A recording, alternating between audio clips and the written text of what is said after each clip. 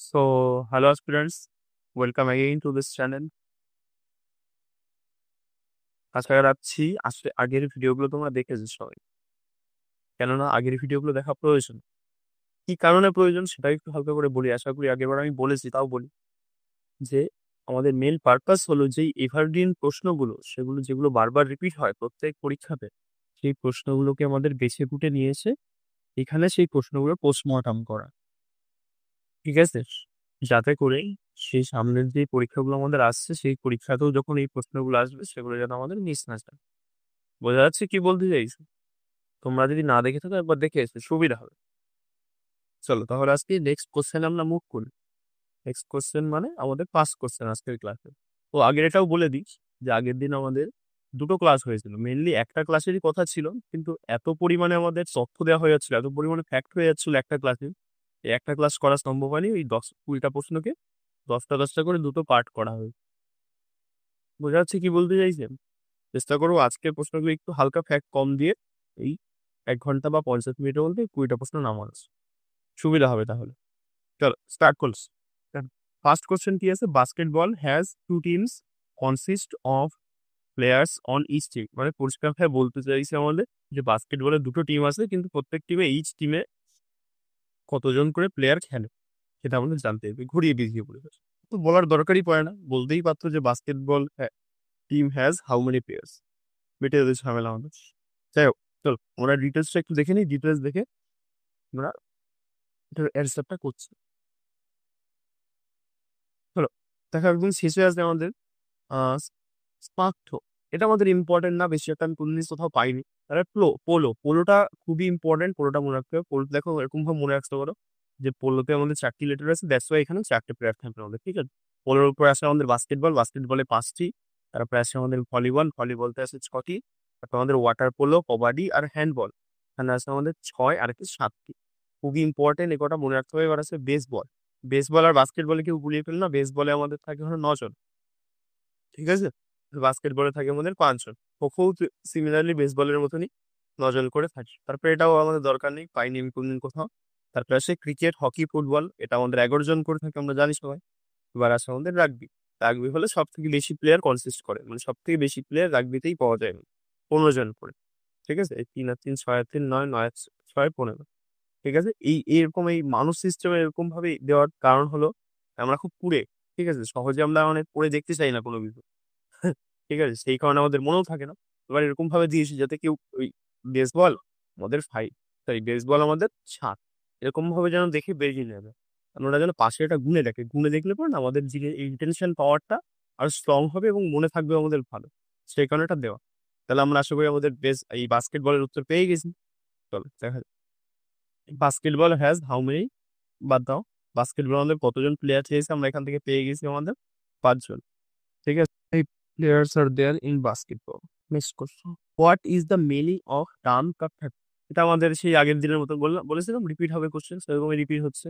আগের দিন আমাদের ছিল ভারতনাট্যম থেকে, মানে ইন্ডিয়ান ক্লাসিক্যাল ড্যান্সের ভারতনাট্যম থেকে ছিল। আজকে আমাদের ছেড়েছে কাথাক থেকে প্রশ্ন, ঠিক আছে? আগের দিন বলেছিলাম আমাদের 8টা ক্লাসিক্যাল ড্যান্স হয়, তার মধ্যে একটু আমাদের কাথক, ভারতনাট্যম, আমাদের মণিপুরি, সাতারিয়া মানে যেটা আমাদের আসাম থেকে যেই ড্যান্সটা হয় আসামের, তারপর আমাদের ওডিসি, ঠিক আছে? আমাদের তারপরে কেরালা থেকে দুটো ড্যান্স আছে, আন্ধ্রপ্রদেশ থেকে আমাদের কুচিপুডি আছে। চলো আজকে বেশি কথা না বাড়ি, একদিন বলেছি আজকে কাথাকটা একবার দেখেন, কাথাকের কি কি এক্সপোনেন্ট বা কথকের যে ডিটেলসটা দেখি, তারপরে কোশ্চেন আছে। কাথাক, ঠিক আছে? আগের দিন বলেছিলাম 8টা ক্লাসিক্যাল ডান্স, তার মধ্যে অন্যতম হলো আমাদের কাথাক। এবার কাথাকের ডিটেলস চলে গেছি। কাথাকে আমাদের জিজ্ঞেস করা হবে কাথাক ডান্সটা মেইনলি আমাদের কোথা থেকে, মানে কোথায় পারফর্ম করা হয়। এটা আমাদের অপশনে থাকবে হয়তো নর্থ ইন্ডিয়া, মানে আমাদের উত্তর ভারত, বা আমাদের ইউপি, যেটা থাকবে সেই অনুযায়ী আমাদের এই কোশ্চেনটা মার্ক করতে হবে অ্যান্সারটা। তারপর হলো ওয়াজিদ আলী সাহা। কে এই ওয়াজিদ আলী সাহা? তিনি হলেন সেই মানে তৎকালীন বা দেন দেন নবাব আমাদের আউদ, AUDH, আউদ বা আমাদের আওয়াধ, আওয়াধের নবাব হলেন আমাদের এই ওয়াজিদ আলী সাহা। ইনি আমাদের এই কাত্যাগিরি পিছনে বহুত কন্ট্রিবিউশন দিয়েছেন, ঠিক আছে? ইনি আমাদের লখনৌ ঘরানা বানায়। কে? ওয়াজিদ আলী সাহা আমাদের লখনৌ ঘরানা তৈরি করে। মানে ঘরানাতে আসি, ঘরানা জিনিসটা কি? ঘরানা ভাবতে ওরা একটা ওয়ান কাইন্ড অফ একটা স্কুল অফ আর্টিস্ট, ঠিক আছে? স্কুল দ্যাট মিনস মানে এখানে ধরো আমাদের এই কাথাক দিয়ে বলি, কাথাক ধরো আমাদের পারফর্ম করা হয় যেমন ওই বানারস ঘরানা, জয়পুর ঘরানা, ধরো আমাদের যে বানারস ঘরানা, এইখানে যে কাঁথারটা পারফর্ম করা হয়, এইখানের কাঁথারটার সাথে জয়পুর ঘরানার যে কাঁথারটা, সেখানে কিন্তু আমরা স্লাইডলি একটা ডিফারেন্স পাবো। কারণ প্রত্যেকটা ঘরানার একটা নিজস্ব একটা রীতি থাকে যে কিভাবে ওরা জিনিসটাকে পারফর্ম করে। সেই কারণে একটু না একটু তফাৎ আমরা পেয়েই যাই প্রত্যেক ঘরানার মধ্যে। ঠিক আছে, বা এরকম ভাবে বলতে পারি যে তুমি ধরো কোনো স্কুলে কোনো ম্যাডাম বা কোনো স্যারের কাছ থেকে ইংলিশ শিখেছো, তোমার সেই জিনিসটা দারুণ লেগেছে, সেই জিনিস পড়ার মাধ্যমটা বা সেই কোনো কিছু একটা পড়ার মাধ্যমটা দারুণ লেগেছে, এবং তুমি সেই জিনিসটাকে ধরে রেখে তুমি কামিং যেই জেনারেশনটাকে তুমি পড়াবা, তোমার পরে যেই জেনারেশনটা আসছে বা তুমি যাদের পড়াচ্ছ, তাদেরকেও তুমি সেম সিস্টেমে মানে সেম স্টাইলে যেরকম ভাবে তোমাকে তোমার স্যার বা ম্যাডাম পড়িয়েছিল, তুমি সেই জিনিসটাকে ধরে রেখে পড়াচ্ছ। এটা আমরা বলতে পারি ওয়ান কাইন্ড অফ একটা ঘরানা টাইপের দ্বিতীয় বার চলছে আমাদের। তাহলে তুমি যেই জিনিসটা শিখেছো, যে জিনিসটা তোমার ভালো লেগেছে, সেটাকে তুমি ধরে রাখছো। এটাকে আমরা ওয়ান কাইন্ড অফ ঘরানার সিস্টেমটা আমরা ভাবতে পারি। ঠিক আছে, চলো এবার আমার পয়েন্টে আসি, মেন ইম্পর্টেন্ট। লখনৌ ঘরানা, লখনৌ ঘরানা আমাদের কে কেবল বললাম আমাদের ওয়াজিদ আলী সাহা। ঠিক আছে, তারপরে আছে আমাদের জয়পুর ঘরানা, জয়পুর ঘরানা কি আমাদের ভানুজি, আর বানারস ঘরানা আমাদের জানকী প্রসাদ। কারণ চাপ নেওয়ার প্রয়োজন নেই, রিপিট হতে হতে মুখস্থ হয়ে যাবে। এবার আছে এলিমেন্টস, মানে বেশ কয়েকটা এলিমেন্টস আছে আমাদের এই কাথার ড্যান্সের মধ্যে, যেমন হলো খাট, তাকুলা, তুকালা, তুকালা, পারানা, থাট, তুকালা, পারানা, যুগলবন্দি, তারানা, কামাল্লিয়া, ঘাট ভাব, এই প্রত্যেকটা হলো এর এলিমেন্টস। এলিমেন্টস বা একে আমাদের স্ট্রং করে এরকম ভাবে ভাবতে পারো। কিন্তু জিনিসগুলো পুরোপুরি আমাদের রাখতে মারতে হবে না। যেমন আমাদের এই যুগলবন্দি, তারপর আমাদের থাট, এই জিনিসগুলো কয়েকবার করে একটু রিপিট মেরে রাখো। এক্সামে যদি রিপিট হয় এমসিকিউ আকারে, আমরা তখন অ্যান্সারও করতে পারবো। এবার আছে মিউজিক। মিউজিক আমাদের টু টাইপস এর মিউজিক আমরা ভাগ ভাগ করতে পারি। একটা হলো আমাদের হিন্দুস্তানি মিউজিক, হিন্দুস্তান লেখা কেন, এখানে হিন্দুস্তানি লেখা হচ্ছে। একটা হিন্দুস্তানি মিউজিক, আমাদের Carnatic music. Hindustani that means আমাদের নর্থ ইন্ডিয়াতে যেটা পারফর্ম করা হয় যে মিউজিকটা, আর কার্নাটিক মানে আমাদের সাউথ ইন্ডিয়াতে। ঠিক আছে, যদি এরকম ডিস্ট্রিবিউশন করা আমাদের উচিত না, কারণ ইন্ডিয়া মানে ইন্ডিয়া, আমাদের একটা ইন্ডিয়া। যাই হোক, এবার নর্থ ইন্ডিয়া, এবারে যে এই হিন্দুস্তানি মিউজিকে আমাদের শুধু পারফর্ম করা হয় কত্থক, এই শুধুমাত্র এই কত্থক ড্যান্সটাকে আমাদের পারফর্ম করা হয় হিন্দুস্তানি মিউজিকে। আর বাকি যে ড্যান্স গুলো আছে না আমাদের, ভারতনাট্যম, কুচিপুড়ি, মোহিনীঅট্টম, কথাকলি, এগুলো শর্ট করে লেখা আছে। ভারতনাট্যম, কুচিপুড়ি, মোহিনীঅট্টম আর কথাকলি, কথাকলি এইগুলোকে আমাদের পারফর্ম করা হয় কর্ণাটিক ড্যান্সে সাউথ ইন্ডিয়াতে। ঠিক আছে, এরকম ভাবে প্রশ্ন আসে যে কোন ড্যান্সটাই কোন মিউজিকে পারফর্ম করা হয়, তখন এটাকে আমরা ম্যাচ করতে হয়। যাই হোক, এবার কর্ণাটিক মিউজিকের ফাদার, এই কর্ণাটিক মিউজিকের ফাদার কাকে বলা হয় আমাদের পুরন্দর দাস। খুবই ইম্পর্টেন্ট পয়েন্ট, কর্ণাটিক মিউজিকের ফাদার বলা হয় পুরন্দর দাস। কুইন বলা হয় আমাদের এম এস শুভলক্ষ্মী। কুইন কাকে বলা হয়, এম এক্স শুভলক্ষ্মী। ঠিক আছে, এবং ইনি আরো কিছু কার্যের জন্য বিখ্যাত, যেমন ইনি হলেন first Indian musician to get Raman Magsaysay award. ইনি হলেন প্রথম ইন্ডিয়ান মিউজিশিয়ান যিনি আমাদের রামান ম্যাগসেসে অ্যাওয়ার্ড পেয়েছিলেন। বোঝা যাচ্ছে কেন বিখ্যাত। আবার দ্বিতীয়ত ইনি ভারতরত্নও পেয়েছিলেন আমাদের 1998। অসম্ভব ইম্পর্টেন্ট দুটো point, father Purandar Das, queen M S Subbulakshmi. ঠিক আছে, এরপর এলিমেন্টস আসুন, sorry exponents, not elements, exponents. Exponent মানে কি, ধরো যেই একটা ড্যান্স বা কোনো একটা, যেমন আমাদের যদি জ্যাভলিন থ্রো ধরা যায়, জ্যাভলিন থ্রো থেকে আমাদের কে বিলং করে, আমাদের নীরাজ চোপড়া। মানে ওয়ান কাইন্ড অফ আমরা বলতে পারি যে জ্যাভলিন থ্রো আমাদের যে খেলাটা, তার একটা এক্সপোনেন্ট হলো আমাদের নীরাজ চোপড়া, মানে একটা একটা অবিচ্ছেদ্য অংশ বা ওর একটা পার্ট বলতে পারো।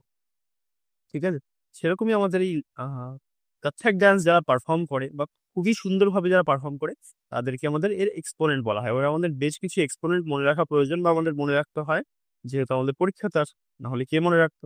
চলো তাহলে মনে রাখি আমাদের। ওরা আসে, প্রথমে আসে বিরজু, তারপর ওর পাশে ব্র্যাকেটের বাইরে মহারাজ দেওয়া আছে, মানে যখনই আমরা মহারাজ পাবো, মহারাজ পেলেই সেটা আমাদের কি হয়ে যাবে, কত্থক। মনে রাখতে হবে মহারাজ পেলে কত্থক আর আমাদের তবলার সাথে রিলেটেড। ঠিক আছে, যেমন হলো বিরজু মহারাজ, লাচ্ছু মহারাজ আর আচ্ছন মহারাজ। বিরজু মহারাজ, লাচ্ছন মহারাজ, এই লাচ্ছু মহারাজ আর আচ্ছন মহারাজ। ঠিক আছে, ইনি আমাদের এই নামগুলো যদি পাও, সাথে সাথে কাপ মেরে নিয়ে। এবার আসলে আমাদের লখনৌ ঘরানা, লখনৌ ঘরানা যে বিরজু মহারাজ বিলং করে আমাদের লখনৌ ঘরানা থেকে। আর 1986 সালে 1986 ইনি পদ্মবিভূষণ পান। বোঝা যাচ্ছে। এবার আসলে আমাদের শোভানা নারায়ণ, সিতারা দেবী, কামালিনী অ্যান্ড নালিনী আস্থানা। এই দুটোকে বলা হয় আমাদের আস্থানা বাহিনী। ঠিক আছে, কামালিনী অ্যান্ড নালিনী আস্থানা। তারপরে হলো আমাদের নারায়ণ, কালকা আর ঈশ্বরী। যখন এই নামগুলো পাবে এবং সাথে প্রসাদ পাবে, প্রসাদ বা প্রসাদ, যে নারায়ণ প্রসাদ, কালকা প্রসাদ, ঈশ্বরী প্রসাদ, তখনই আমাদের হয়ে যাবে কত্থক। চল, তারপরে হলো আমাদের বিদ্যা গৌরী আদগর, কুমুদিনী লাখিয়া, আর আসলো আমাদের আদিতি মঙ্গল দাস। এবার প্রশ্ন হলো কি করে মনে রাখবে। মনে রাখারও ব্যবস্থা আছে, নিচে টিক বানানো আছে, দেখে নিই একবার। যে महाराज ने अदिति सीता अस्थाना को कमल और कुमुद के प्रसाद दिए रोशन रानी शिकरे में। ঠিক আছে, এবার কেউ কমেন্টে লিখো না যে এই কিকটাকে মুখস্থ করার জন্য আলাদা একটা কিক দাও। ঠিক আছে, তাহলে সেটা চাপের ব্যাপার হয়ে যাবে। কারণ এই কিকটা সত্যি বলতে গেলে ট্রিকটাও কঠিন, বেশ কয়েকবার আমাদের রিপিট করতে হবে, দেন আমাদের মুখস্থ হবে, তাহলে হবে না। তাহলে একটু দেখে নাও। মহারাজ থেকে আমাদের মহারাজ, আদিতি থেকে হলো আমাদের আদিতি মঙ্গল দাস, সিতারা থেকে সিতারা দেবী, আস্থানা থেকে আমাদের আস্থানা বেহেনে, এই কমলিনী আস্থানা, নালিনী আস্থানা, কমল থেকে আমাদের কমলিনী আস্থানা। আর কুমুদ, কুমুদ থেকে হলো আমাদের কুমুদিনী লাখিয়া। প্রাসাদ থেকে হলো আমাদের বলে তো দিলাম এই যে প্রাসাদ, যে টাইটেল হবে নারায়ণ প্রাসাদ, তালকা প্রাসাদ, ঈশ্বরী প্রাসাদ। আর রোশন থেকে হলো রোশন কুমারী, আই থিঙ্ক নামটা এখানে আছে না নেই, দেখতে হবে দাঁড়াও।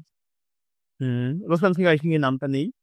তারপরে চলে আসি আমরা রানী, রানী তারপর শিখরে, শিখরেই যেই টাইটেল, শিখরেই টাইটেল, যে পদবিটা আমাদের যেই নামগুলো থাকবে সাথে থাকবে, সেগুলো ম্যাক্সিমাম টাইম আমাদের কাঠাকের সাথে রিলেটেড। ঠিক আছে, বোঝা গেছে আশা রাখছি কিভাবে আমরা জিনিসটাকে নামাচ্ছি। চলো এবার কাঠাকের এই অ্যান্সারটা আমরা করি। এই কাঠাক থেকে সত্যি বলতে গেলে মেনলি এই জিনিসটুকু থেকেই প্রশ্ন আসবে। এবার যদি এমন কোনো এলিমেন্টস দিয়ে দেয়, মানে এলিমেন্ট বলছি কেন, এক্সপোনেন্ট দিয়ে দেয় যেটা এইখানে নেই, ম্যাক্সিমাম ছেলেগুলো ভাববা সেটা পারবে না। কারণ ম্যাক্সিমাম সব জায়গায় যেই আমাদের ফেমাস প্রশ্নগুলো, সেখানে এই এলিমেন্ট গুলোই আমাদের দেখানো হয়, এলিমেন্ট না এক্সপোনেন্ট গুলো। ঠিক আছে, what is the meaning of Kathak, কাথেকের আমাদের মানে কি? আর কত্থকের মানে যদি আমরা সেরকম ভাবে আমরা নাও জানি, তাও আমরা করতে পারবো কিভাবে। কত্থক মানে আমরা বলতে কথা, কথা। এবার সেই কথাকে আমাদের কি বলে? Story tailors. ঠিক আছে, স্টোরি টেলার্স বা আমাদের স্টোরি টেলিং। তাহলে কাথেকের আমাদের লিটারালি মিনিং কি আমাদের? স্টোরি টেলার্স বা স্টোরি টেলিং। ঠিক আছে, আবার কেউ ট্রান্সলেটার করে দিও না, চাপ হয়ে যাবে। চলো নেক্সট কোশ্চেনে মুভ করি। According to the data off 2011-12, which of the following is the poverty rate of Bihar? বলেছে 2011-12 সালে তথ্য অনুযায়ী বিহারের পভার্টি রেট কত, মানে কত পার্সেন্ট গরিবই বিহারে বিলং করে। ঠিক আছে, এটা হলো আমাদের একটা এভারগ্রিন প্রশ্ন টাইপেরই বলতে পারো। এটা হলো আমাদের 33.7%। আগের দিন কিন্তু আমরা সেন্সাস থেকে অনেকটা প্রশ্ন করেছিলাম, কেউ যদি আগের ভিডিওটা না দেখে থাকো একবার দেখে আসো, সুবিধা হবে। কারণ এর জন্যই আমি আজকে এখানে কোনো সেন্সাসের, এটা আমাদের যদিও সেন্সাস রিলেটেড প্রশ্ন, সেন্সাসের কোনো আমি এক্সট্রা তথ্য এখানে নেই, কারণ আগে অনেকটা দেওয়া হয়ে গেছে আগের ক্লাসটাতে। সেটা যদি তোমাদের ঠিকঠাক হয়ে থাকে, মানে যদি সমস্যা না হয় এই সেকেন্ড ক্লাসে এসে ডাইজেস্ট করতে আগের জিনিসগুলোর জন্য, এখানে কোনো রাখিনি। আবার পরে যখন পরের ক্লাসে সেন্সাস থেকে কোনো তথ্য পাবো, আবার সেন্সাসের ডিটেলস নিয়ে হবে। ঠিক আছে, নেক্সট কোশ্চেনে মুভ করলাম। Which of the following pair is correctly matched in the context of person and related their musical instrument? বাংলায় বলতে গেলে আমাদের নিচের কোন জোড়াটি আমাদের ঠিক মিউজিক্যাল ইনস্ট্রুমেন্টের সম্পর্কিত? মিউজিক্যাল ইনস্ট্রুমেন্ট মানে কি আমাদের যে বিশেষ বাদ্যযন্ত্রগুলো হয় না, যেমন খাটাম, সিতার, তারপর আমাদের ভিনা, এই বাদ্যযন্ত্রগুলোর সাথে আমাদের কোন মানে লোকজনগুলো বা পার্সোনালিটি গুলো জড়িত, সেগুলো আমাদের মনে রাখতে লাগে। চলো দেখেন, তোতারাম শর্মা হলো আমাদের পকওয়াজ। দেখি ঠিক আছে, হ্যাঁ অবভিয়াসলি ঠিক আছে। কেন ঠিক আছে? কারণ এরকম ভাবে আমি মনে রেখেছি যে তোতা, তোতা মানে কি আমাদের টিয়া পাখি বা তোতা। ঠিক আছে, যদিও তোতা মানে টিয়া পাখি না, তোতা পাখি আলাদা হয়। এবার সেই তোতা, তোতা থেকে আমরা কি বলতে পারি? যে তোতার পাখনা থাকে, ডানা থাকে। আর এই পাখওয়া, পাখওয়াস নামের মধ্যে আমাদের পাখা আছে, পাখওয়া, পাখওয়া, পাখওয়ার মধ্যে একটা পাখা টাইপের একটা ব্যাপার আছে না, ডানা ডানা। তাহলে সেখান থেকে আমরা মনে রাখতে পারি যে তোতারাম শর্মার সাথে, শর্মা কোন ড্যান্স বলছি আমি, কোন মিউজিক ইনস্ট্রুমেন্টের সাথে রিলেটেড, সেটা হলো আমাদের পাখওয়াজ। তারপর আসলে আমাদের জাকির হোসেন, জাকির হোসেন হবে না, কারণ জাকির হোসেন আমাদের তাবলার সাথে রিলেটেড।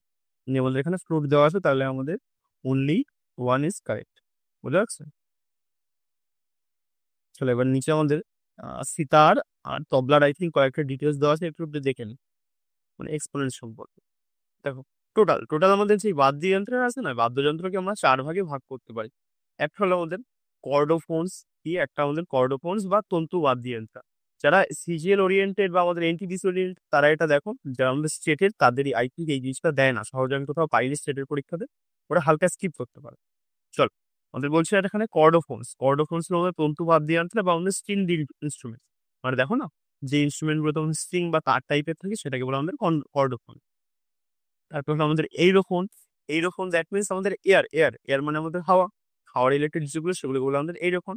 আমাদের সুশীল ভাত দিয়ে উইন্ড ইনস্ট্রুমেন্ট, মানে হাওয়া দিলে পরে যেগুলো বাজে, যেমন আমাদের বাঁশি হতে পারে।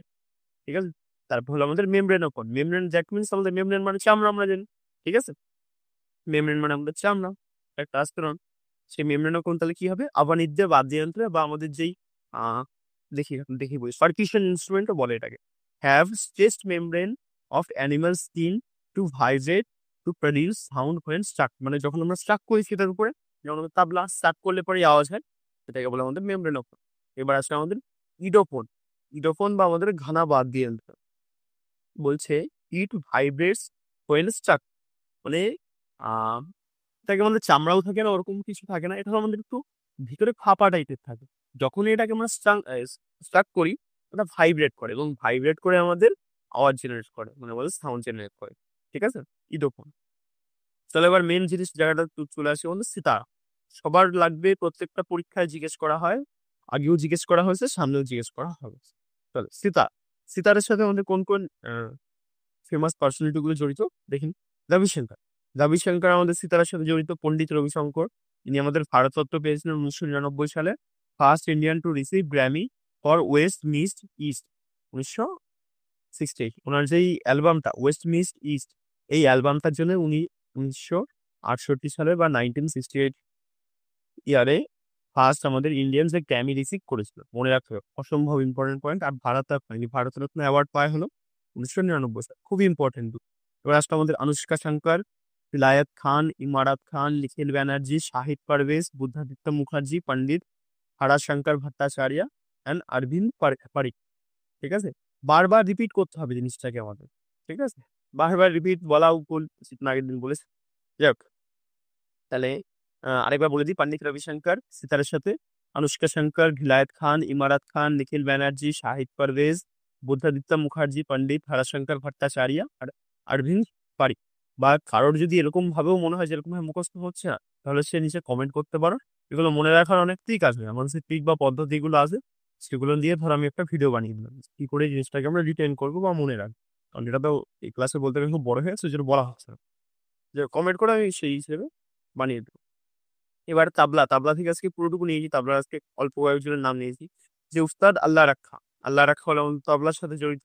তারপর আমাদের জাকির হোসেন, জাকির হোসেন আমাদের কিসের সাথে জড়িত, এই তবলার সাথে। একটু আগে বললাম ওইখানে, ওখানে আমাদের ফ্লুট না কি যেন একটা দেওয়া ছিল। তাহলে জাকির হোসেন আমাদের তবলা। কত সালে পদ্মবিভূষণ, পদ্মভূষণ পায় আমাদের 2002 সালে, পদ্মভূষণ, পদ্মভূষণ, পদ্মবিভূষণ পায় 2023 সালে, রিসেন্ট পেয়েছে 2023, সরি 3 অ্যাওয়ার্ডস 2024, মানে 2024 সালে আমি 3টে অ্যাওয়ার্ড পাই ফর, ভুল বলছি জিনিসটা, 3 গ্র্যামি অ্যাওয়ার্ডস, মানে ইনি 3টি গ্র্যামি পায় আমাদের। ঠিক আছে, 2024 সালে। কি কারণে? ফর পাস্তো অ্যাজ উই স্পিক, এই এই যে মিউজিক ব্যান্ড বা, চলো তাহলে এবার দেখে নিই আমরা তবলা। তবলা দেখো আজকে সবই এক্সপোনেন্ট গুলো রাখিনি, অল্প একটু রেখেছি, কারণ সব রাখলে পরে একটু হয়তো ডাইজেস্ট করতে সমস্যা হতে পারে। দেখাচ্ছি, উস্তাদ আল্লাহ রাখা, উস্তাদ আল্লাহ রাখা কি হবে তাহলে আমাদের তবলার সাথে রিলেটেড। জাকির হোসেন আমাদের তবলার সাথে রিলেটেড, বিক্রম ঘোষ আর নিখিল ঘোষ, এনারা আমাদের কি সাথে রিলেটেড, তবলার সাথে। বলছেন জাকির হোসেনের একটা ডিটেলস দেখে নিই। পদ্মবিভূষণ পায় ইনি 2002 সালে, পদ্ম বিভূষণ, পদ্মবিভূষণ পায় 2023 সালে। আর যেটা ফার্স্টের টাইটেল হলো পদ্মভূষণ, পদ্মভূষণ পায় 2002, পদ্মবিভূষণ 2023। আর 3টে গ্র্যামি পায় এই 2024-এ, ফার্স্ট তো অ্যাজ ডু স্পিক, এই মিউজিকটার জন্য বা এই সংটার জন্য। ঠিক আছে, এবার হলো Shankar Mahadevan for this moment, along with Shankar Mahadevan, Shankar মহাদেবনের সাথে ফর দিস মোমেন্ট এটার জন্য পায়। ঠিক আছে, এবার বলা আছে বিক্রম চন্দ্র ঘোষ, বিক্রম ঘোষ, নিখিল ঘোষ, পদ্মবিভূষণ বেশি একটা ইম্পর্টেন্ট না, জাকির হোসেন এর এই ডিটেলস গুলো খুব সুন্দর করে দেখে রাখো। চলো নেক্সট কোশ্চেনে মুভ করি। With respect to economic planning of India, Bombay plan was published in how many parts? Bombay plan, Bombay plan এবার জিনিসটা কি, আমাদের ইন্ডিয়ার যখন প্রি ইন্ডিপেন্ডেন্স টাইমে, ইন্ডিয়া তখন স্বাধীন হয়নি, ওই 1944 সালের দিকটাতে, তখন বেশ কয়েকটা বড় বড় ইন্ডাস্ট্রিয়ালিস্ট ওরা মিলে একটা প্ল্যান আনে, প্ল্যান বা একটা ইনিশিয়েটিভ নেয়, যে আমরা এরকম ভাবে সবাই যুক্ত হয়ে কোনো একটা স্টেপ নেবো, আমাদের ইন্ডিয়ান যে ইকোনমি বা আমাদের ইন্ডিয়ান যেই যে ইন্ডাস্ট্রিজ গুলো রয়েছে, ইন্ডাস্ট্রিজ গুলোর ডেভেলপমেন্টের জন্য একটা প্ল্যান তৈরি করে, প্ল্যান বা একটা ইনিশিয়েটিভ, সেটা আমাদের one kind of Bombay plan নামে পরিচিত। ঠিক আছে, কিন্তু ডিটেলস গুলো আমরা দেখিনি, এখান থেকে মেনলি আমাদের দুটো প্রশ্ন তৈরি হয়, কোনটা বলে আপনি বলছি যে Bombay plan, Bombay plan of 1944, আমাদের জিজ্ঞেস করে বম্বে প্ল্যান কত সালে আসে, 1944-45, এই ডেন্সটা মনে রাখবে। ঠিক আছে, was set up by leading industrialists for the economic development of the Indian country. বললামই আমাদের ইন্ডিয়ান ইকোনমি ডেভেলপ করার জন্য ওরা এই জিনিসটা তৈরি করেছে। ঠিক আছে? এবার আমাদের দেশে এখানে কিছু দেখার দরকার নেই। এই জিনিসটা খুব ভালো করে দেখে রাখবো যে জেআরডি, টাটা, বিড়লা, তারপরে আমাদের আব লাল শ্রীরাম রাম, ঠিক আছে? লাল শ্রীরাম এই কজন বা আমাদের ৬-৭ জন এই প্ল্যানটার সাথে জড়িত ছিল। ঠিক আছে? এই ৬-৭ জনের মধ্যে আমাদের জেআরডি টাটা, বিড়লা এই নাম দুটো খুব ইম্পর্টেন্ট হয়ে যায়। এবার আসে হলো আমাদের যে it was written in 2 parts and published in 1944 and 45। এটাকে দুটো পার্টে লেখা হয়েছে। কয়টা পার্টে? যেটা কেবল আমরা প্রশ্নে পেলাম, দুটো পার্টে। খুবই ইম্পর্টেন্ট পয়েন্ট, মনে রাখতে হবে সালটা আর এই দুটো পার্টটা। ঠিক আছে? তাহলে উত্তর হয়ে গেল আমাদের 2 পার্টস। ঠিক আছে? যাদের এই উত্তরগুলো আশা করি জানা আছে তারা এটাকে মক টেস্ট হিসেবে নাও। মক টেস্টের মতন নিয়ে এটাকে ফার্স্টে পজ করো, কোশ্চেনটাকে পজ করে অ্যান্সারটা করো, দেন এই এক্সপ্লেনেশনটা দেখো। What is the and 6 number question, what is the Hindustan Republican socialist? 6 number, when was the Hindustan Republican association form? কত সালে আমাদের যে হিন্দুস্তান রিপাবলিকান অ্যাসোসিয়েশন সেটা তৈরি হয়েছে? চলো নিচে ডিটেলসে আসি, তারপরে একবার এটা বের করছি আমরা এখান থেকে। ইন বেঙ্গল মানে আমাদের যখন প্রি ইন্ডিপেন্ডেন্সের টাইমে যখন ভারত স্বাধীন হয় তখন ভারতে বেশ কয়েকটা রিভলিউশনারিজ একটা মুভমেন্ট চলতো। তার মধ্যে আমাদের বেঙ্গলে অনেকগুলো হয়েছিল, ইউপি, পাঞ্জাব, বিহারের ওই দিকটাতেও অনেকগুলো হয়েছিল। সেগুলো আমরা একটু একটু করে দেখে নিই। চল, যেটা আমাদের বেঙ্গল বা আমাদের বাংলাতে হয়েছে, তখন তো বাংলা ছিল, বাংলাতে হয়েছিল সেটা হলো আমাদের চিটগাঁও আর্মারি রেড 1930 সালে সূর্য সেনের দ্বারা। এবার এটা আমাদের ইংলিশে প্রোনাউন্সিয়েশনটা হয় চিটগাঁও, কিন্তু এটা যদি আমরা বাংলায় বলি হবে আমাদের চট্টগ্রাম। ঠিক আছে? মনে রাখতে হবে চট্টগ্রাম অস্তাগার লুণ্ঠন বা আমাদের Chittagong armoury raid 1930 by Surya Sen. এবার পাঞ্জাব, ইউপি, বিহারে যেটা আমাদের হয়েছিল সেটা হলো Hindustan Republican Association in Kanpur. কে তৈরি করেছিল? আমাদের উত্তরপ্রদেশের Kanpur. Hindustan Republican Association by Ramprasad Bismil, JC Chatterjee আর আমাদের সচিন সান্যাল। কে তৈরি করেছিল হিন্দুস্তান রিপাবলিকান অ্যাসোসিয়েশন? 1924 সালে রামপ্রসাদ বিসমিল, জেসি চ্যাটার্জি আর সচিন সান্যাল। এবার আজকে আমাদের এটারই পরের স্টেজ হিন্দুস্তান সোশ্যালিস্ট, এই সোশ্যালিস্ট জিনিসটা যুক্ত হয় socialist Republican Association in 1928 in Firoz Shah Kotla. ঠিক আছে? কোথায় তৈরি করেছিল? ফিরোজ শাহ কোটলাতে। কত সালে? 1928 বা 1928, যেই সালে আমাদের নেহেরু রিপোর্ট হয়, আগের দিন বলেছিলাম। এই সোশ্যালিস্টে যুক্ত হয় সাথে হিন্দুস্তান সোশ্যালিস্ট রিপাবলিকান অ্যাসোসিয়েশন। কে কে ছিল? চন্দ্রশেখর আজাদ, ভগৎ সিং আর সুখদেব। ঠিক আছে? চলো এখানে দেখো দেওয়া আছে ওদের। Bhagat Singh, Sukhdev and Rajguru 1928 killed Saunders. এরা সন্দাসকে হত্যা করেছিল কত সালে? আমাদের 1928 সালে। দ্যাটস ওয়াই 1931 সালে 23শে মার্চ এদেরকে হ্যাং করা হয়। হ্যাং দ্যাট মিনস ফাঁসি দেওয়া হয়। ঠিক আছে? যাই হোক, next point, Bombay in bomb. এবার কেন করা হয়েছিল? এরা কেন করেছিল বম? মানে এরা বম থ্রো করেছিল আমাদের লেজিসলেটিভ কাউন্সিলে। ঠিক আছে? 1929 সালে। দ্যাটস ওয়াই এই জিনিসটা আরো খারাপ পর্যায়ে নিয়ে যেতে যেতে আস্তে আস্তে ওদেরকেই 31 আস্তে আস্তে হ্যাং করে দেওয়া হয়। ঠিক আছে? By Bhagat Singh and Batukeshwar Dutt. কে আমাদের বমটা থ্রো করেছিল? ভগৎ সিং, আমাদের বটুকেশ্বর দত্ত। 1929 মনে রাখতে হবে। চলো এখান থেকে আই থিঙ্ক আমরা উত্তরটা পেয়ে গেলাম তাহলে আমাদের। When was the first Hindustan Republican association? তাহলে কি হয়ে যাবে তার উত্তর আমাদের 1924।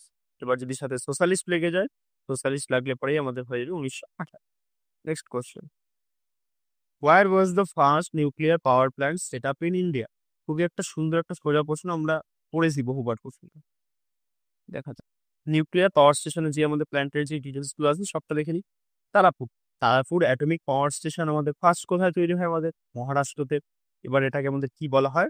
First nuclear power station. তো পেয়েছি আমরা যে আমাদের ফার্স্ট নিউক্লিয়ার পাওয়ার স্টেশন আমাদের কোনটা? তারাপুর। কোথায়? মহারাষ্ট্র। এবার আছে আমাদের রাওভাটা। রাওভাটা আমাদের রাজস্থানে অবস্থিত। তারপরে আছে আমাদের কালপাক্কাম, খুবই ইম্পর্টেন্ট। কালপাক্কাম হলো তামিলনাড়ু। ফার্স্ট ইন্ডিজিনিয়াসলি বিল্ড আমাদের নিউক্লিয়ার পাওয়ার প্ল্যান্ট। ইন্ডিজিনিয়াসলি মানে স্বদেশী ভাবে, কারো সাহায্য টাহায্য প্রয়োজন হয়নি। কালপাক্কামে অবস্থিত আমাদের তামিলনাড়ু। তার পাশে আমাদের নারোরা। নারোরা আমাদের উত্তর তামিলনাড়ু। তার পাশে আমাদের নারোরা। নারোরা আমাদের উত্তরপ্রদেশ। কাকড়াপাড় আমাদের গুজরাট। এগুলো এরকম ভাবে জিজ্ঞেস করা হয় এই প্রশ্নে, যে আমাদের কাকড়াপাড় কোন স্টেটের মধ্যে আছে, কোন স্টেটের সাথে কোন স্টেটে অবস্থিত। ঠিক আছে? তাহলে কাকড়াপাড় গুজরাট। এবার আসছে আমাদের কাইগা। কাইগা আমাদের কর্ণাটক। কে থেকে গাইয়া, কে থেকে কর্ণাটক, মনে রাখতে পারো এরকম ভাবে। এবার আছে কুদানকুলাম। কুদানকুলাম কোন জায়গা? আমাদের তামিলনাড়ু। ঠিক আছে? আশা করি যে রিপিটেড কোশ্চেন গুলো সেটা এখান থেকেই তৈরি হবে। চলো তাহলে এটার উত্তর কি হয়ে গেল? ফার্স্ট নিউক্লিয়ার পাওয়ার প্ল্যান্ট বা ভারতের প্রথম পারমাণবিক বিদ্যুৎ কেন্দ্র হলো তাহলে কি আমাদের Tarapur, Maharashtra. Next question, when did the Simon Commission arrive in India? ঠিক আছে, এবার এটা কনফিউশন হয় অনেকের যে কত সালে সাইমন কমিশন এসেছিল, কত সালে তৈরি হয়েছিল। তো ডিটেলসটা মানে এই যে কনফিউশনটা আমরা এইখান থেকে দূর করি। চলো আগে একটুখানি ব্যাকগ্রাউন্ডটা দেখে নিই যে কেনই বা আমাদের সাইমন কমিশন এসেছিল। The British government announce that commission would be sent to India to examine effects of 1919 constitutional reforms and suggest the further reforms. মানে 1919 সালে আমাদের যেই ভারত শাসন আইনটা প্রণয়ন করেছিল না, যেটাকে আমাদের মন্টেগু চেমসফোর্ড আইন বলা হয়, 1909টা হলো মর্লেমেন্টো, আর 1919 হলো আমাদের মন্টেগু চেমসফোর্ড। এই মন্টেগু চেমসফোর্ড আইনে যেই যে জিনিসগুলো বা যেই যে প্রভিশনগুলো ভারতে ইমপ্লিমেন্ট করা হয়েছিল, সেই এফেক্টটাকে দেখার জন্য আমাদের এই সাইমন কমিশন তৈরি করা হয়। ঠিক আছে, কত সালে তৈরি করা হয় দেখছি আজকে এই পাশে আসে। এবার কমিশনের মেম্বার কি কি ছিল? মেম্বার ছিল আমাদের স্যার জন সাইমন, তারপরে ছিল আমাদের ক্লিমেন্ট এটলি। ঠিক আছে, ক্লিমেন্ট এটলি কিন্তু তারপরে আমাদের এই ইউকে ছিল, ইউকের আমাদের প্রাইম মিনিস্টার হয়। ঠিক আছে, আই থিঙ্ক এটা হ্যাঁ এখানে দেওয়া আছে। নো ইন্ডিয়ান্স ওয়ার, এবার এই পয়েন্টটা দেখো, no Indians were member of this commission. এবার বলছি এখানে আসো, সাইমন কমিশন 1927 এটা তৈরি হয়, কে তৈরি করে? আমাদের জন সাইমন। কত সালে? 1927। এবার কত সালে এটা ভারতে আসে? ঠিক তার পরের বছর 1928 সালে অ্যারাইভ ইন ইন্ডিয়া। 7জন মেম্বার ছিল এই কমিশনে, অল ফাইট নো ইন্ডিয়ান। মানে বোঝা যাচ্ছে যে এই যে কমিশনটা ছিল 7জন মেম্বার ছিল, তার মধ্যে একজনও আমাদের ইন্ডিয়ান ছিল না, প্রত্যেকে ছিল আমাদের বিদেশি। ঠিক আছে, দ্যাটস ওয়াই এর বিরুদ্ধে এত পরিমাণে আমাদের প্রোটেস্ট করা হয়। চলো এবার রিসপন্স বা আমাদের বিপরীতে বিপরীতে বলতে গেলে এটাকে আমাদের পছন্দ না করে আমাদের কোন কোন জিনিসগুলো অ্যাপ্লাই করা হয়েছে। প্রথমে আমাদের দেওয়া হয় নেহরু রিপোর্ট। কি দেওয়া হয় আমাদের? নেহরু রিপোর্ট। কত সালে? 1928। তো যেহেতু আমরা নেহরু রিপোর্টের কথা বলছিলাম, আজকেই চলে আসলো নেহরু রিপোর্ট 1928 আন্ডার মতিলাল নেহরু। মতিলাল নেহরুকে জওহরলাল নেহরুর ফাদার। এই মতিলাল নেহরু তত্ত্বাবধানে আমাদের নেহরু রিপোর্ট পাবলিশ করা হয়। দেন আসে আমাদের দিল্লি প্রপোজাল বাই মুসলিম লীগ, বেশি একটা ইম্পর্টেন্ট নেই। এবার 14 পয়েন্ট প্রস্তাব দেয় আমাদের জিন্না এই সাইমন কমিশনের প্রেক্ষিতে বা সাইমন কমিশনের বিপরীতে। আর আসে আমাদের দিল্লি ম্যানিফেস্টো বাই কংগ্রেস। এখানে নেহরু রিপোর্ট আর 14 পয়েন্ট বাই জিন্না, এই জিনিসটা একটু দেখে রাখো। আর এই যে এইটুকু তো ভোলা যাবে না, সাদা খাটাসের এই জিনিসটা যেটা বললাম সেটা। চলো দেখি তাহলে আমাদের উত্তর কি হয়ে যাবে। When did Simon Commission arrive in India? তাহলে 27 না 28? বলো কেউ। 27-এ তৈরি, 28-এ আসি। Next question, who wrote the famous Hindi novel Tamas? এই তামাস যে নোভেলটা, এই নোভেলটা আমাদের কে লাইট করে দেবে, কে লিখেছিল আমাদের? এটা হলো আমাদের অন্তটা এভারগ্রিন প্রশ্ন না, এটা হলো আমাদের হিশাম সাহিনী। যেহেতু দেখলাম পেপারে আছে, যদি রিপিট হয় ওর জন্য নিয়ে নিলাম। এটা কি আমাদের? হিশাম সাহিনী। তাহলে এখান থেকে কয়েকটা প্রশ্ন আমি জিজ্ঞেস করি যে আনন্দমঠ কার লেখা আমাদের? তারপরে আনন্দমঠ আমাদের বঙ্কিমচন্দ্র চট্টোপাধ্যায়, আমরা জানি। তারপরে আমাদের যুবরাজ সিং এর আমাদের আত্মজীবনীর নাম কি? যুবরাজ সিং এর আত্মজীবনী। তারপরে সচিন তেন্ডুলকরের আত্মজীবনীর নাম কি? যুবরাজ সিং এর আত্মজীবনীর নাম হলো আমাদের the test of my life.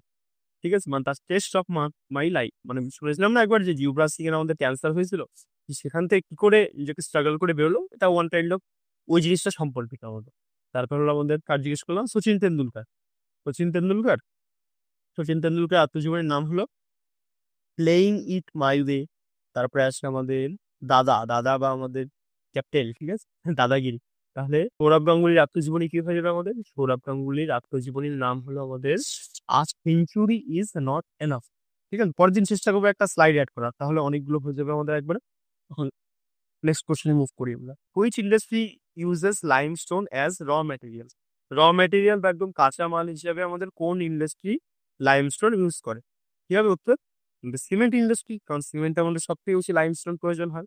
এবার কেউ যদি জানা থাকে কমেন্ট করো তো, আমাদের লাইমস্টোন কোন শিলার মধ্যে পড়ে? পাললিক শিলা, মেটামরফিক রূপান্তরিত শিলা, নাকি আমাদের ইগনিয়াস? আর ইগনিয়াস বাংলা হলো আগ্নেয় শিলা। যে পাললিক শিলা, রূপান্তরিত শিলা, নাকি আমাদের আগ্নেয় শিলা, কোনটার মধ্যে পড়বে আমাদের? কমেন্ট করো।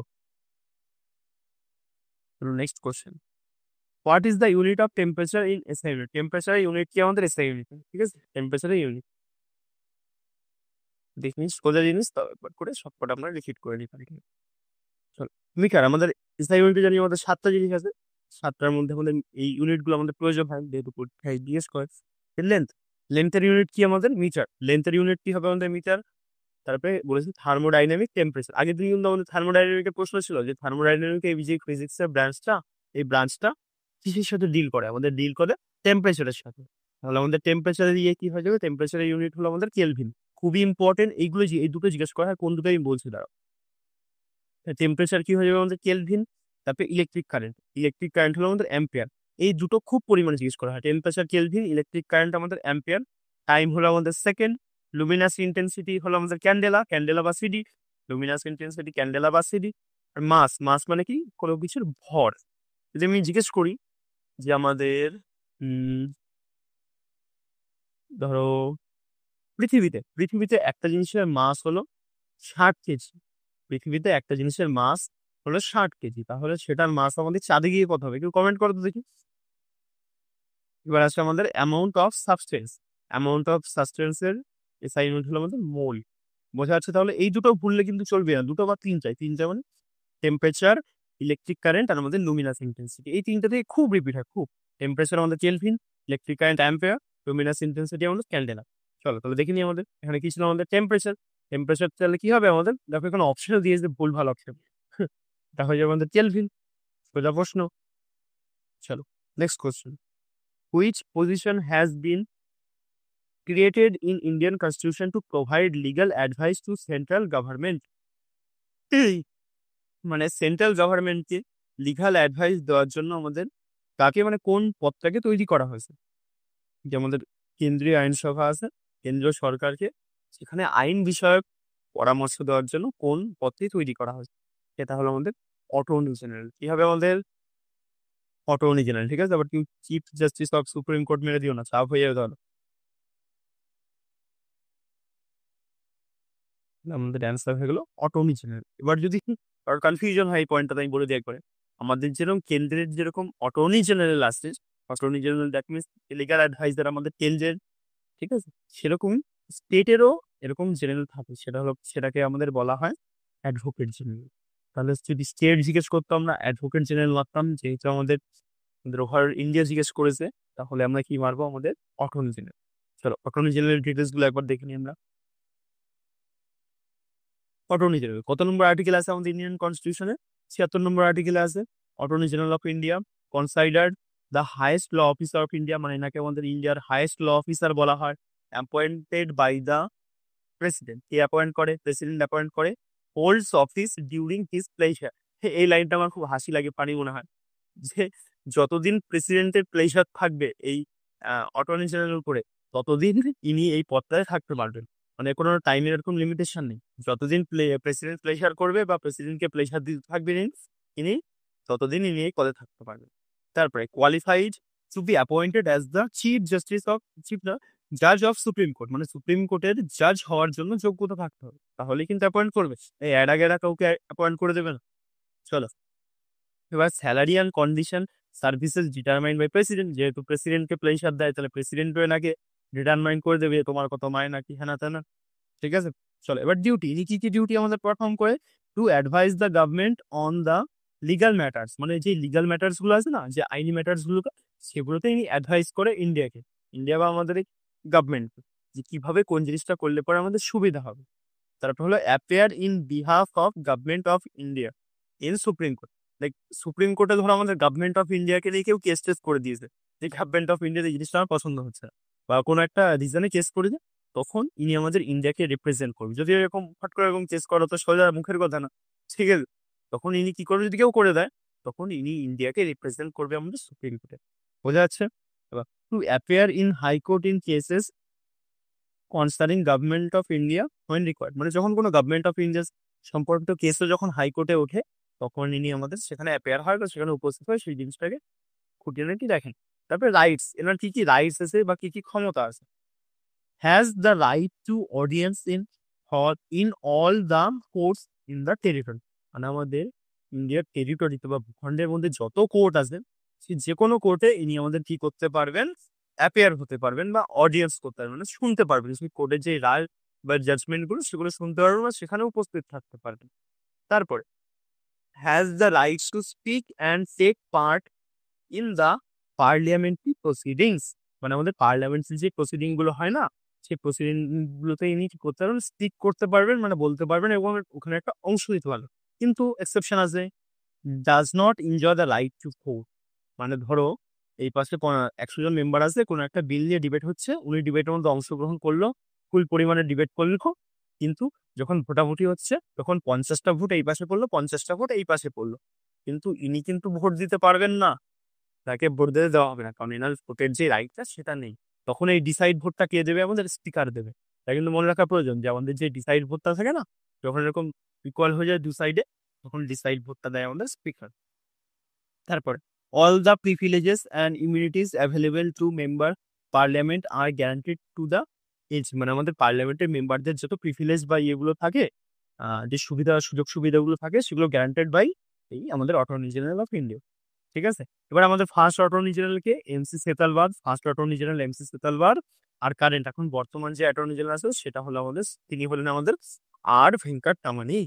ঠিক আছে, এটা উত্তর আমি দাগিয়েছিলাম, আই থিঙ্ক হ্যাঁ দাগিয়েছি। নেক্সট কোশ্চেনে মুভ করি। Hanging valley. হ্যাঙ্গিং ভ্যালি খুবই একটা সোজা জিনিস, আমরা ছোটবেলা থেকে পড়ছি। তাহলে কি হবে আমাদের হ্যাঙ্গিং ভ্যালি?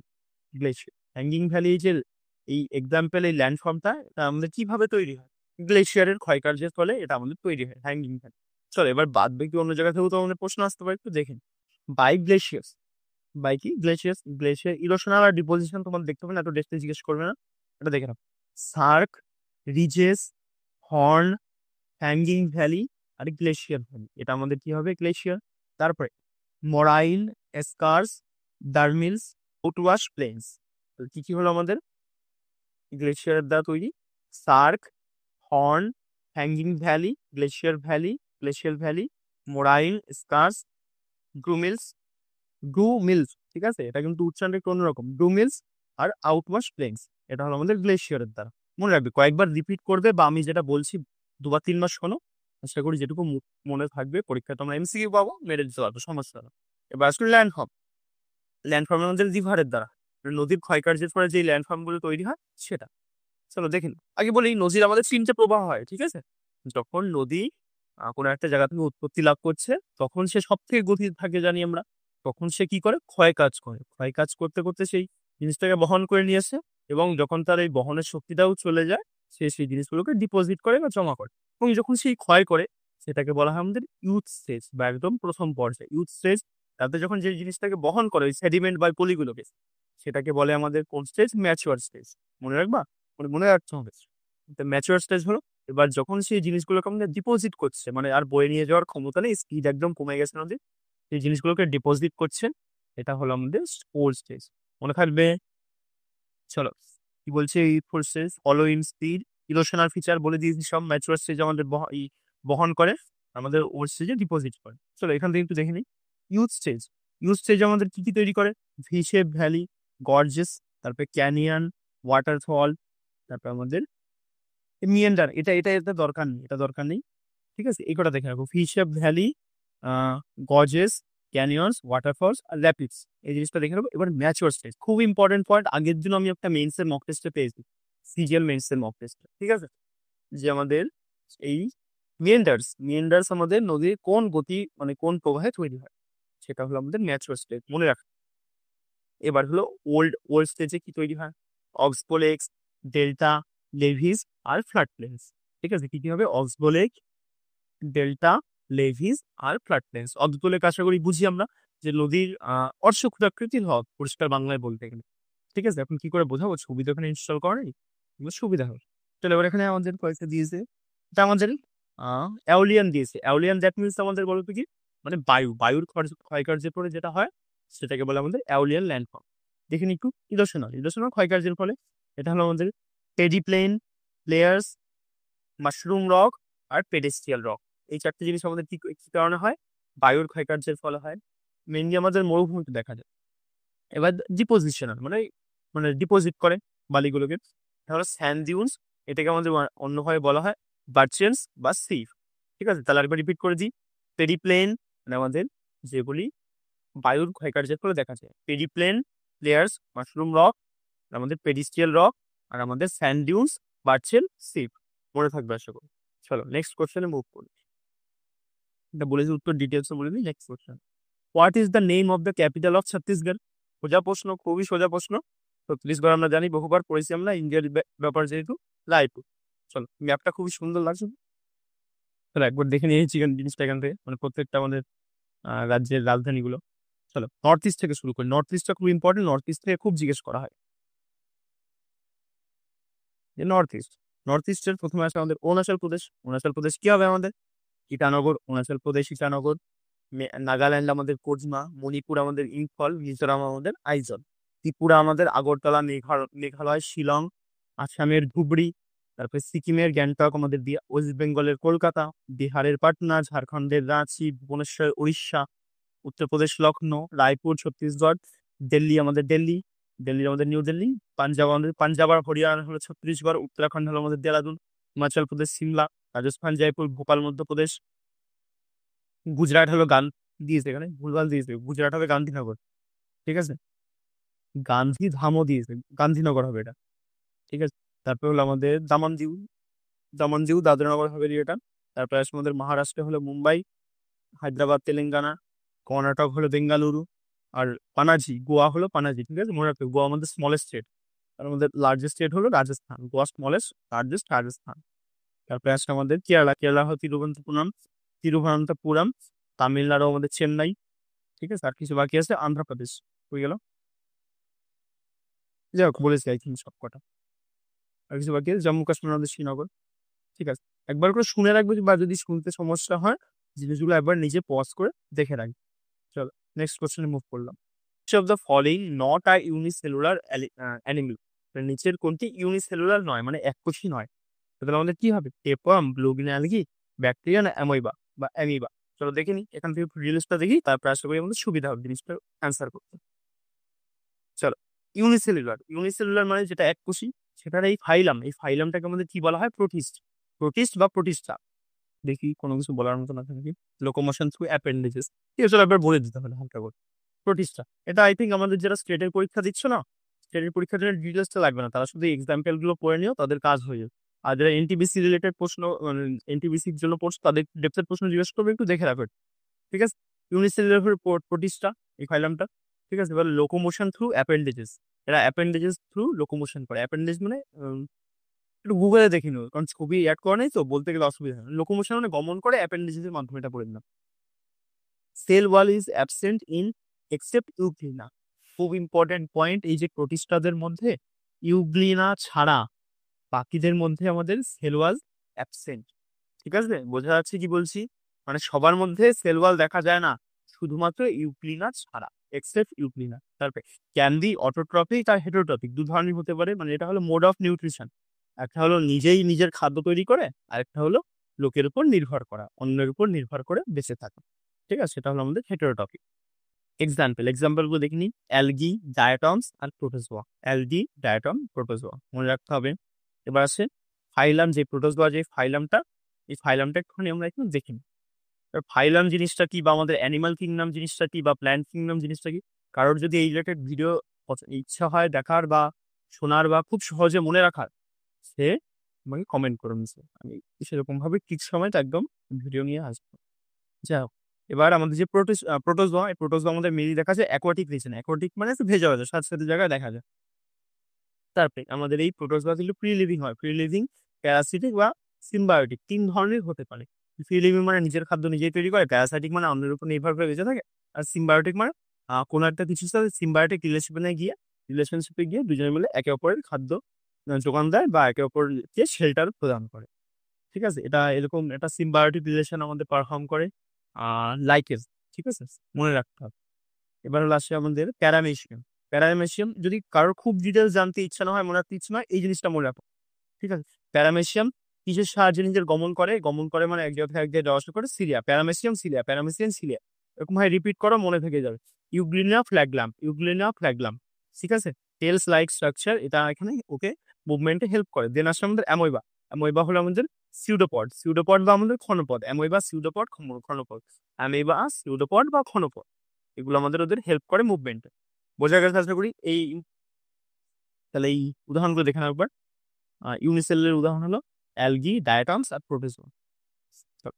তাহলে আমাদের এখানে বলছি which of the following not are unicellular, কোনটা আমাদের ইউনিসেলুলার হবে না? ব্লু গ্রিন অ্যালগি, ব্যাকটেরিয়া না অ্যামোইবা, এই তিনটেই কিন্তু আমাদের এই ইউনিসেলুলার। ঠিক আছে, তাহলে এটা হলো আমাদের টেপ ওয়ার্ম। টেপ ওয়ার্ম হলো আমাদের মাল্টিসেলুলার। চলো next question, what is the measurement of object through spring balance? মানে আমাদের স্প্রিং ব্যালেন্সের মাধ্যমে আমাদের কোন জিনিসটাকে মেজার করা হয়, কি মেজার করা হয়? অভিকর্ষীয় ত্বরণ, ভার, নাকি আমাদের ভর, নাকি বল? কি মেজার করা হয়? এটা আমাদের অ্যান্সার হবে আমাদের ওয়েট। ঠিক আছে, ওয়েট বা আমাদের ভার। আই থিঙ্ক মনে থাকবে সব, ওয়েট বা আমাদের ভার। এগুলো তেমন একটা এভারগ্রিন প্রশ্ন না, যেটা ডিটেলসে যাচ্ছে না। এখানে আমার একটু আগে হাসি পেলো, কারণ আমি একটা প্রশ্ন জিজ্ঞেস করেছিলাম আজকের ক্লাসেই, যে আমাদের ওয়েস্ট বেঙ্গল বা ইন্ডিয়া বা আমাদের পৃথিবীতে যদি কোনো একটা জিনিসের ওয়েট 60 কেজি হয়, সেটার ওয়েট চাঁদে কত কেজি হয়? এখানে এই প্রশ্ন আমি আরো একবার রিপিট করছি, সেটা আমাকে বলো তো, যে আমাদের ইন্ডিয়াতে ধরো কোনো একটা জিনিসের মাস মাস বা ভর 60 কেজি, তাহলে চাঁদে সেটার মাস বা ভর কত হবে? নেক্সট প্রশ্ন গেলাম, which acid is commonly called acetic acid and related to the group of carbolic group called carbolic acid, carboxylic acid? ঠিক আছে, টাং টুইস্টার হয়ে যায় মাঝে মাঝে, কার্বক্সিলিক অ্যাসিড। তাহলে এই আমি জিনিসটা বলে দিই, আমাদের যে COOH, এই যে গ্রুপটা, এই গ্রুপটাকে বলা হয় আমাদের কার্বক্সিলিক গ্রুপ। মনে থাকবে, COOH এই গ্রুপটাকে বলা হয় আমাদের কার্বক্সিলিক গ্রুপ। এবার এখান থেকে আমরা উত্তরগুলো একবার দেখে নিচ্ছি। চলো আগে ডিটেলস করে দিই, যে আমাদের কোকোনাটে আমাদের কোন অ্যাসিড থাকে? কোকোনাটে থাকে আমাদের লিকুইক অ্যাসিড, আমলাতে থাকে আমাদের অ্যাসকর্বিক অ্যাসিড, সোডা ওয়াটারে থাকে আমাদের কার্বনিক অ্যাসিড, বাটারে থাকে আমাদের বিউটেরিক অ্যাসিড, মিল্কে থাকে আমাদের ল্যাকটিক অ্যাসিড, অ্যাপেলে থাকে ম্যালিক অ্যাসিড, কফিতে থাকে আমাদের ক্যাফিনোইক অ্যাসিড বা ক্যাফিন মনে রাখতে পারো। আমাদের চাতে থাকে ট্যানিক অ্যাসিড, টমেটো থাকে আমাদের অক্সালিক অ্যাসিড, ভিনিগার হলো আমাদের অ্যাসিডিক অ্যাসিড থাকে ভিনিগারে, আর টারমারিন দ্যাট মিনস আমাদের তেঁতুলে থাকে হলো গিয়ে আমাদের টার্টারিক অ্যাসিড, আর আমাদের থাকলো শেষে লেমনে থাকে আমাদের সাইট্রিক অ্যাসিড। মনে থাকবে এই সেই, মনে থাকলে এগুলো মনে রাখো, ঠিক আছে বলবো, ব্যবস্থা করবো।